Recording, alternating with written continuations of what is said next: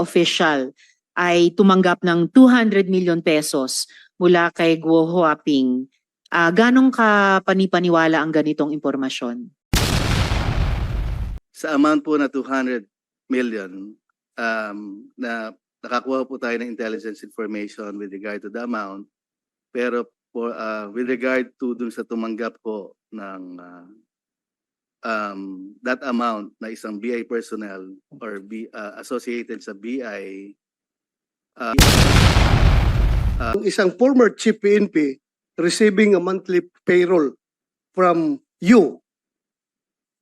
Pwede bang malaman kung sino itong former chief PNP? I'm concerned because I am a former chief PNP. Baka mamaya mayroong lalabas na script dyan na si Bato ay tumatanggap ng pera galing sa'yo.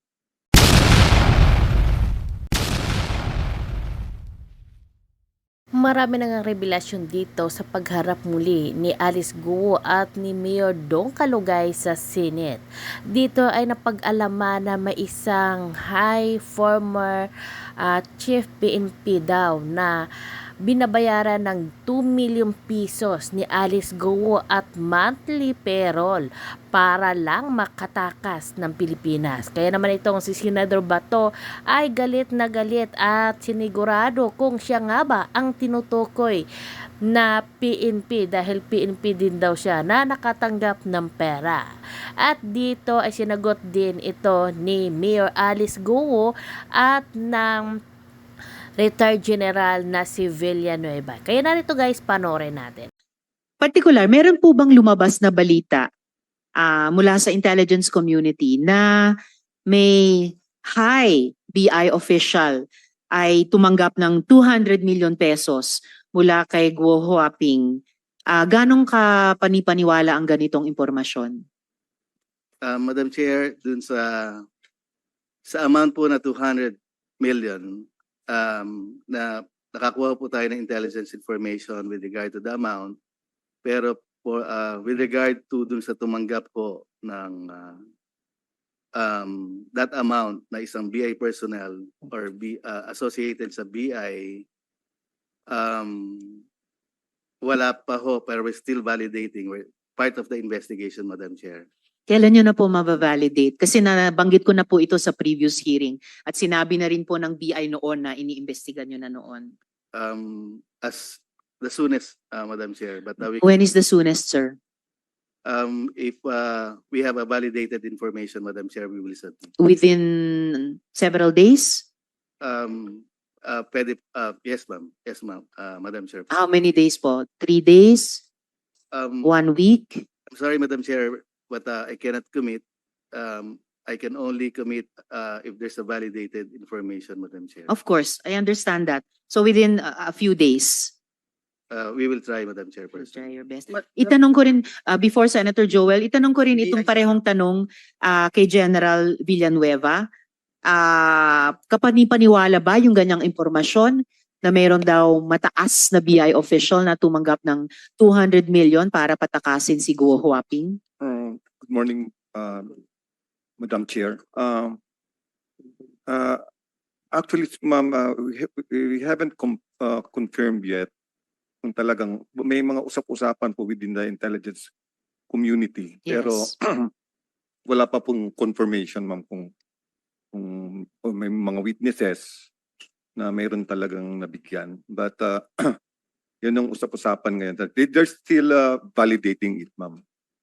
Ano pa po yung usap-usapan bukod sa general detail na yon na 200M to a high BI official? Meron pa bang ibang mga di umanong sinuhulan? Meron pa bang additional amounts na pinag-uusapan?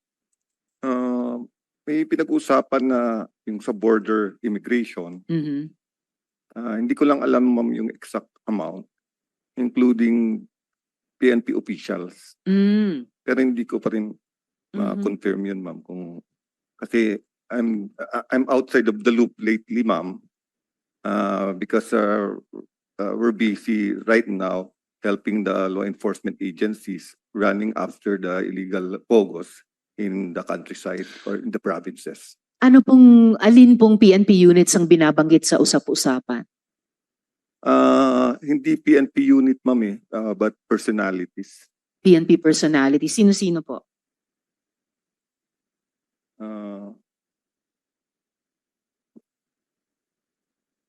I think it was mentioned the former chief PNP.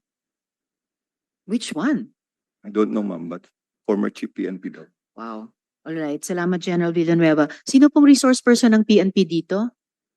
Yes, sir. General Takaka. So we've heard a few of the agencies so far saying nagkukondukta po sila ng internal investigation sa kanila ring mga hanay. Narinig nyo or sa sariling Intel Directorate at units ng PNP, meron din po bang ganitong mga impormasyon, ganitong mga hundreds of millions of pesos in di umano mga bribe amount sa mga matataas na opisyal sa BI at ngayon nababanggit pati isang dating PNP chief pa. Sa inyo pong investigasyon, ano pong lumalabas, General? Good afternoon, Madam Chair. For the part po ng PNP, so far po wala po kaming report with regards po kung may mga nasuhulan na PNP personnel. But despite of that po ay yung aming pong intelligence community ay tuloy-tuloy po ang kanilang pag-coordinate sa ibang agencies para malaman kung may mga PNP personnel na involved, then we will file the necessary case po kung may mga evidence po kaming makukuha, Your Honor. General, I'm almost disappointed. Dahil sa isang naunang hearing, kayo ang naunang institusyon na nakaalam na nakatakas na sa bansa si Go Huaping. Kayo lang yung nagsabi, August 14 pa lang alam nyo na. At August 15 sinabihan nyo ang BI. Whereas all the other agencies then said August 19 lang daw nila nalaman nung nag-manifestation ako na parang sa Senado pa umaasa ng Intel ang ating Intel agencies. I cannot believe it and I don't want to believe it. Kasi pag ganun talaga ang state of Intel natin, kawawa tayo sa mga susunod na panahon. So sir, earlier, the PNP resource person in an earlier hearing also said, may internal investigation kayong ginagawa. Wala pa bang bunga yun? Especially about a very important issue like corruption of high officials within the organization. Yes, ma'am, yung report sa amin na nakatakas si Alice po is coming from the Interpol po, ma'am. So yun po yung naging information po namin coming from the Interpol po na nakuha po natin. Then yung sa mga allegations po na is ongoing naman po, ma'am, yung aming investigation. Yes sir, pero more than a month ago na po yung August 14 na input ng Interpol. So really I'm shocked. And PNP widow po ako, alam nyo naman. So may expectation ako sa National Police natin. Well, thank you General, but PNP has to come back with more than that sa komiteng ito. Kami, ginagawa namin yung aming trabaho in terms of investigation in aid of legislation, but patapos na rin po kami. Step up na dapat talaga ang law enforcement. Salamat, General Takaka. Before I recognize Senator Joel, balik lang, General Villanueva, you mentioned a former chief PNP. Mula sa intel nyo, anong klaseng tulong, aid o assistance ang pinrovide nung taong ito? I don't know the exact ma'am kung anong provide na support. But yun lang naman na nabanggit sa amin sir, but hindi pa na-confirm yan ma'am kung talagang nagbigay or binigyan or tinanggap or may witnesses. Yun lang po ang naririnig namin sir within the intelligence community, but I'm out of the loop po kasi lately ma'am hindi ko din ma-confirm yan ma'am kung ano. I understand, General, pero just to be clear, bahagi ng usap-usapan sa Intel community na a former chief PNP ay on the take kay Go Huaping. Tama po? Yes ma'am yan, pero hindi ko din ma-ascertain yan ma'am kung kanino galing yung report ma'am. It's just parang rumors lang within the intelligence community. I think they are validating it right now.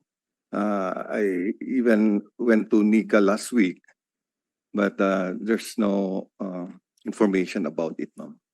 Salamat, General. That's all well noted. Pero dun sa usap-usapan na vine-verify pa ng buong Intel community, kasama din ba sa usap-usapan na itong alleged former Chief PNP ay tinulungan ng kahit sino sa mga kasalukuyang government officials natin sa usapin ng pagtakas ni Go Huaping? Wala naman, ma'am. Ang parang usapan dun, ma'am, parang nasa payroll, yung monthly payroll.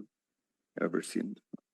It gets worse and worse. Kanina, bad enough yung magbayad di umano ng 100,000,000 pisong suhol para makatakas ang isang Go Huaping. Even worse kung historically may monthly payroll. Attorney Magno, sa NBI po ba may ganyang mga anggulo rin tinitignan ang bureau, yung suhol pati sa isang dating chief PNP at yung monthly payroll pati sa mga government officials? Madam Chair, lahat po yan ay tinitingnan po natin. But at this moment, we cannot comment on the investigation and intelligence gathering that we are conducting. Since sa binubuo po naming pag-backtrack at pag-iimbestiga, ay kasama po namin tinitingnan niya, Madam Chair. Last on the list for today, dapat sana si Senator De La Rosa unless gusto rin ninyong sa susunod na hearing na. Ngayon, But ngayon, short lang. short. All right. You have the floor, Senator De La Rosa. Thank you, Madam Chair. Alice, si Wesley Go is your brother. Am I correct? Opo. Ngayon, there is an information na magkasama sila ni Wang Ziyang ngayon somewhere, kung nasa Hong Kong or sa Singapore ba. Are you comfortable with that information? Na magkasama silang dalawa? Sen, honestly, wala po akong idea po. Hindi ko po alam Hindi, kung magkasama I'm po not sila. asking about the idea. Okay, being your brother, itong si Wesley Go, komportable ka na magkasama sila ni Wang Ziyang doon sa ibang bansa? I assume po hindi po sila magkasama. Hindi pa ako comfortable po. Granting magkasama sila. Komportable ka, hindi? Hindi. May we know the reason why? We are helping you here. Opo, sorry po, I refuse to answer po. Hindi ka komportable. Po ako comfortable po na sabihin po. Pero hindi pa ako comfortable po na magkasama po. Magkasama sila. Okay. Thank you. Next question, Alice. Kung hindi ka na-aresto sa Indonesia, anong next plan mo dapat? Halimbawa, hindi ka pinakialaman ng Indonesian authorities. Anong next plan mo? What's your next move? Supposed to be your next move. Actually, honestly po, Sen, nag-uusap po kami na uwi na po ako dito sa Pilipinas. Uwi sa Pilipinas. Aharapin ko po at magpapaliwanag po ako. Wala kang plano na umuwing China? Ang plano ko po ay bumalik po dito sa Pilipinas po. Dito po ako uuwi. How about China? Were you entertaining that thought of Wala going po. to China?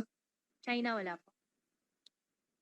So from At saka Senator De La Indonesia, Rosa, if I may, sinabi niyo mo, Go Huaping, balak mo sana, gusto niyo sana bumalik dito at magpaliwanag. I highly encourage you to do that during this hearing. Magpaliwanag hanggat kaya mo. I think you know what I mean. Senator De La Rosa. I am just, I'm just asking this question because I was entertaining some conspiracy theorists putting forward the theory na itong si Alice Go ay posibleng isang sleeper cell agent ng China na pinadala dito sa ating bansa. Well, yun nga kaya ko tinanong kung gusto niyang next move niya from Indonesia is going home to China kasi the safest place for a sleeper cell agent is to go back home. Yung home base niya. Safe na safe siya doon sa China kung if indeed she is state agent of China. Kaya nga tinatanong ko, so wala kang balak pumuntang China? Wala po, before po nangyari po yung sa Indonesia po, nag-uusap na po kami nag-uusap po na consider ko po talaga na ang next move ko po ay babalik po ako dito sa Pilipinas. At saka magpaliwanag. sigurado Senator ako, De La Rosa, hindi- bago kayo magpatuloy, acknowledge Yeah. ko lang yung pagdating ni Senator Bong Revilla na kasamang magtatanong sa susunod. Thank you, hearing. thank you. Senator De La Rosa.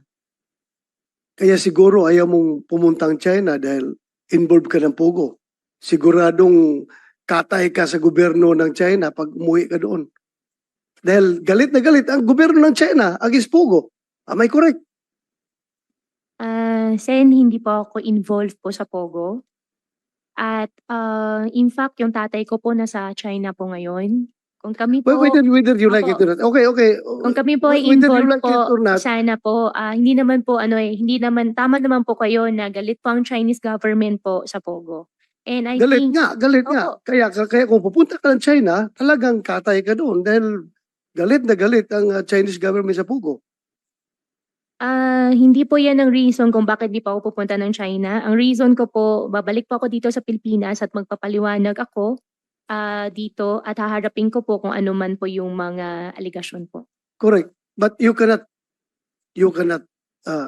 remove the fact that ikaw ay involved sa Pogo. Whether you deny it or not, kaming lahat dito naniniwala talaga na involved ka sa Pogo. Kung mag-insist ka, you can tell it to the Marines, not to the policeman. Okay. Next question. Merong sinabi si General, wala pa ako dito kaya, General Villanueva, retired General Villanueva, na meron daw isang former chief PNP receiving a monthly payroll from you. Pwede bang malaman kung sino itong former chief PNP? I'm concerned because I am a former chief PNP. Baka mamaya, merong lalabas na script dyan na si Bato ay tumatanggap ng pera galing sa'yo. Wala pong ganun pong nangyayari. Sigurado ka? Sigurado po ako. Wala pong Kilala ganun mo ba nangyayari. ako? Nakita ko po kayo in person nung andito na po sa Senate po. Before that, nag-meet ba tayo in person? Never po. Sigurado ka? Sigurado Kahit po. selfie. May selfie ka sa akin? Selfie, I think wala po. Kahit nag-cruise mo lang tayo sa isang mall, nakita mo ako. Hindi mo ako nakita sa isang Hindi mall? po. Sigurado ka? Sigurado po ako. Ay, siniguro ko lang dahil baka mamaya may lalabas na script dyan na ako yung former chief PNP na tumatanggap sa iyo ng pera. Klaruhin ko lang ito. So, General Gonzales, pwede malaman from you kung sino yung former chief PNP na sinasabi niyo na tumatanggap ng monthly payroll from Alice Go? Your Honor, I don't have any confirmation, but I'm sure you're not the one. I think so. Thank you. Thank you if I'm not the one. Yun lang, siniguro ko lang. Thank you, General Villanueva. Thank you for that information. Alice Go. Marami akong question, Madam Chair, pero baka... Ha?